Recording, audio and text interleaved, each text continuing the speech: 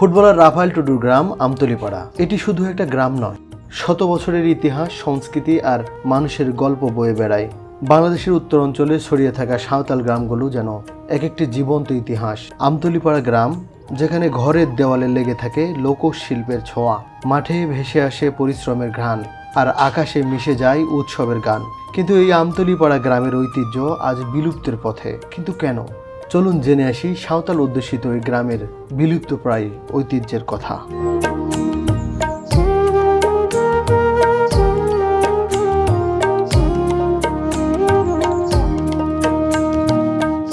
আমতলীপাড়া গ্রাম রাজশাহী জেলার গোদাগাড়ী থানার কাকনহাটে অবস্থিত একটি সাঁওতাল গ্রাম।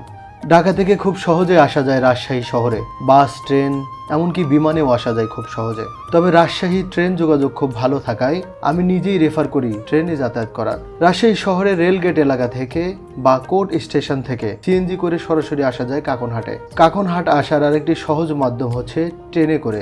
তবে ট্রেন একটা নির্দিষ্ট টাইম মেনে চলে, ফলে যখন তখন আসার জন্য সিএনজি একমাত্র ভরসা। কাকনহাট রেল স্টেশন থেকে ভ্যানে করে আসা যায় আমতলীপাড়া গ্রামে। আসার সময় রাস্তার দুপাশে সবুজ ফসলের মাঠ আর রাস্তাগুলো গাছপালায় ঢাকা থাকায় প্রখর দাবদাহ আর সূর্যের তাপ থাকলেও তা গায়ে লাগে না, আর প্রাকৃতিক দৃশ্যটা দেখতে দেখতে মন জড়িয়ে যায়। বাংলাদেশের উত্তরাঞ্চলে বিস্তীর্ণ সমতল ভূমিতে ছড়িয়ে আছে বহু সাঁওতাল গ্রাম। প্রজন্মের পর প্রজন্ম ধরে সাঁওতালরা এই অঞ্চলে বাস করে আসছে। তেমনই একটি গ্রাম আমতলীপাড়া। গ্রামে প্রবেশের পথেই চোখে পড়ে পরিচ্ছন্ন পরিবেশ, সারিবদ্ধ বাড়িঘর, রাস্তার পাশে সারি সারি তালগাছ এবং প্রকৃতির সঙ্গে মানুষের এক অপূর্ব মেলবন্ধন।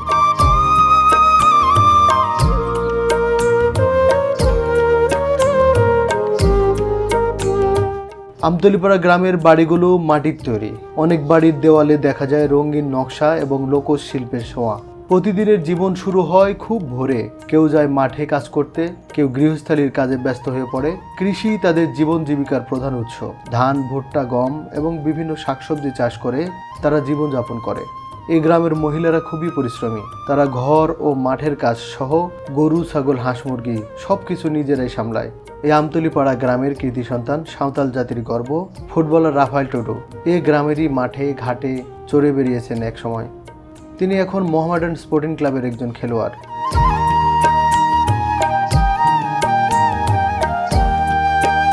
এই গ্রামের মাঝে বেশ কয়েকটি দোকান রয়েছে, সেখানে বিস্কুট, চানাচুর সহ বেশ কিছু মুদি মালামাল পাওয়া যায়। গ্রামের মানুষগুলো সেই দোকানগুলোতে বসে আড্ডা দেয়।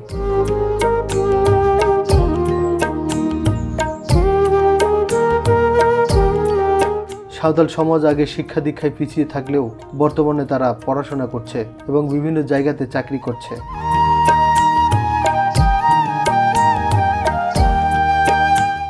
আমতলীপাড়া গ্রামের সমাজ ও বিচার ব্যবস্থা মাঝি কাঠামোর উপর নির্ভর করে। এই গ্রামের প্রধানকে মাঝি হারাম বলে। সমাজের কোনো সমস্যা হলে মাঝি হারাম তার সমাধান করে দেন। দর্শক, আমি এখন অবস্থান করছি আমতলী গ্রামের মাঝি হারামের সামনে। দাদা, কেমন আছেন? ভালো আছি। আপনার নাম কি? আমার নাম এভারেস্ট মুর্মু। এভারেস্ট মুর্মু। আপনাদের এই গ্রামে কতটি সাঁওতাল পরিবার রয়েছে? এখানে এই পাড়াতে 56টি পরিবার আছে।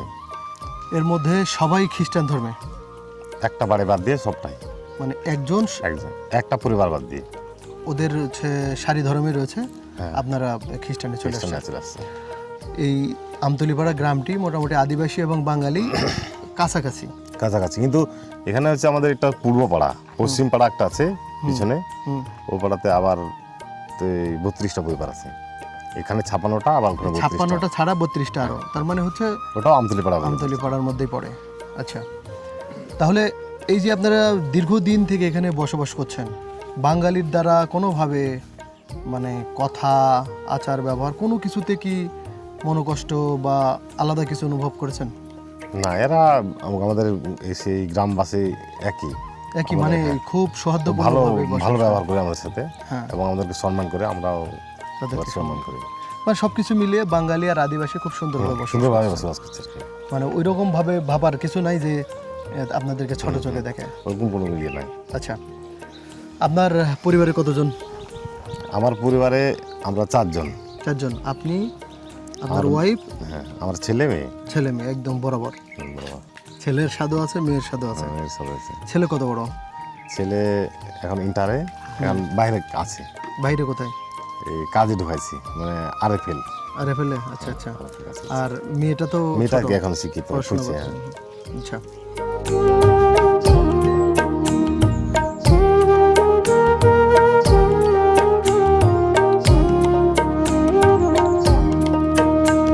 দিদি কেমন আছেন? ভালো আছি, আপনারা কেমন আছেন? আলহামদুলিল্লাহ।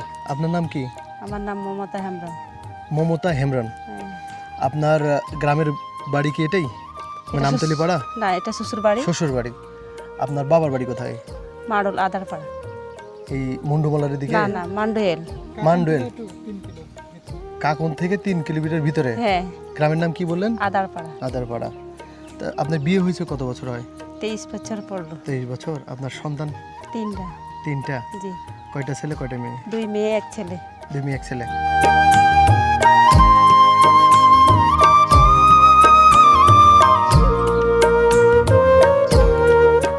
এটা আপনার মেয়ে? জি। আপনার মেয়ে তো আপনার চেয়ে 1 হাত লম্বা। হ্যাঁ। কোন ক্লাসে পড়ো? ক্লাস 10-এ? জিগ্রাপুর। জিগ্রাপুর আদর্শ। সাঁওতাল আদিবাসীদের একটা প্রবণতা আছে অল্প বয়সে বিয়ে দেওয়া। জি। আপনার মেয়েকে কি? আমার মেয়ে, বড় মেয়ে বিয়ে দিয়েছি 18 বছর, 19 বছরে পড়েছে, বিয়ে দিয়েছি। এখন এর বয়সও তো কাছাকাছি। কাছাকাছি, এখনো দেরি আছে, 2 বছর বাকি আছে। 2 বছর বাকি আছে, তখন বিয়ে দিয়ে দিবেন? দেখা যাক, এখন পড়াশোনা চলছে তো। না, আমি একটা কথা বলি, আপনার মেয়ে কিন্তু দেখতে মাশাআল্লাহ, আমি দেখেছি যে সাঁওতাল আদিবাসীর ছেলে মেয়েরা কিন্তু এখন শিক্ষা দীক্ষায় অনেক এগিয়ে যাচ্ছে। এগিয়ে যাচ্ছে। একটা অর্থনৈতিক পরিবেশ পরিবর্তন করার মূল চাবিকাঠি কিন্তু শিক্ষা। হ্যাঁ। আপনি আপনার পরিবারের সদস্যদের যত বেশি শিক্ষিত করবেন তত বেশি এগিয়ে যেতে পারবেন। তাই এখন তো আর আগের মতো খাবার দাবারের কষ্ট নেই, না, টাকা পয়সার এত সমস্যা নেই। একটু কষ্ট করে মেয়েটাকে পড়ান, বিয়ে দিয়ে না, এখন দেখবেন যে আপনার পরিবার অনেক ডেভেলপ হয়ে গেছে। ওর পেট থেকে যে বাচ্চাগুলো হবে, ও যদি শিক্ষিত হয় তাহলে সব বাচ্চা শিক্ষিত হবে। এটা মানেন? মা শিক্ষিত হলে বাচ্চারা শিক্ষিত হয়। তাহলে ওকে এই সুযোগটা দেন, শুধু ওর জন্য না, ওর পেটের যে বাচ্চাগুলো হবে সেগুলো শিক্ষিত হবে।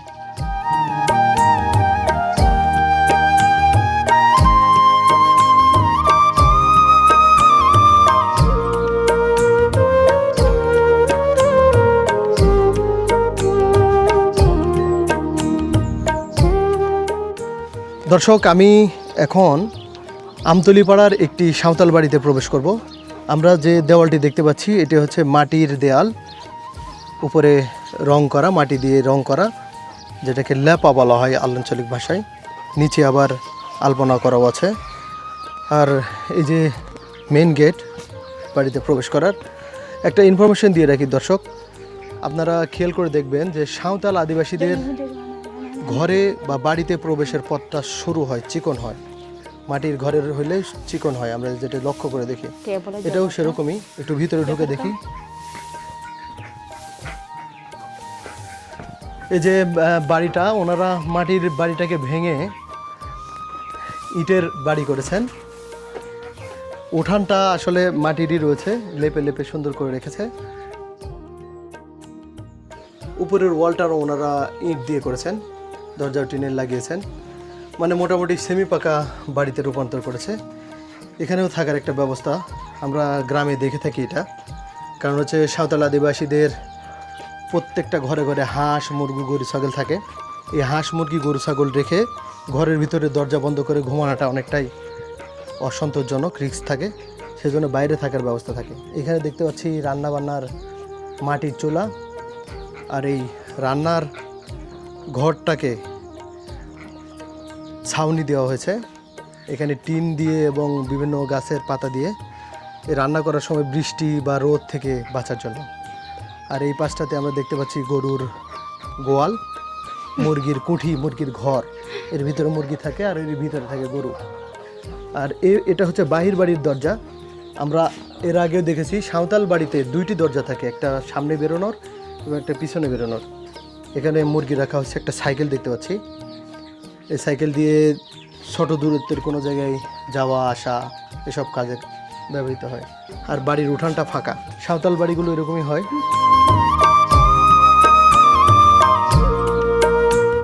সময়ের সঙ্গে পরিবর্তন এসেছে সাঁওতাল সমাজেও। আজ অনেক সাঁওতাল ছেলে মেয়ে স্কুল কলেজে এমনকি বিশ্ববিদ্যালয়ে পড়াশোনা করছে, কেউ শিক্ষক হচ্ছে, কেউ সরকারি চাকরিতে যোগ দিচ্ছে। এক কথায় সাঁওতাল সমাজ এগিয়ে যাচ্ছে।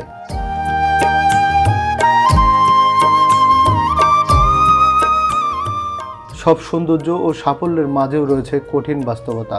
ভূমি সংকট, অর্থনৈতিক সীমাবদ্ধতা এবং আধুনিকতার প্রভাবে অনেক ঐতিহ্য ধীরে ধীরে হারিয়ে যাচ্ছে। বিশেষ করে মাটির ঘরগুলো এখন হারিয়ে যাওয়ার পথে। এগুলো পুরনো বাড়ি ছিল, এগুলো আর ঠিক না করে নতুনভাবে ইটের বাড়ি করা হচ্ছে। তার মানে মাটির ঘরগুলো যেমন দেখতে সুন্দর, তেমন কষ্ট এগুলো মেনটেন করা। লেপতে হয়, পানি আসলে আবার ঢেকে রাখতে হয়, যার কারণে মোটামুটি কষ্টই হয় এগুলো মেনটেন করা। আর এই গ্রামের চারিদিকে একটা জিনিস দেখতে পাই, বাড়ির উঠানে পিছনে এরকম জ্বালানি বানানো রয়েছে, গোবরের জ্বালানি।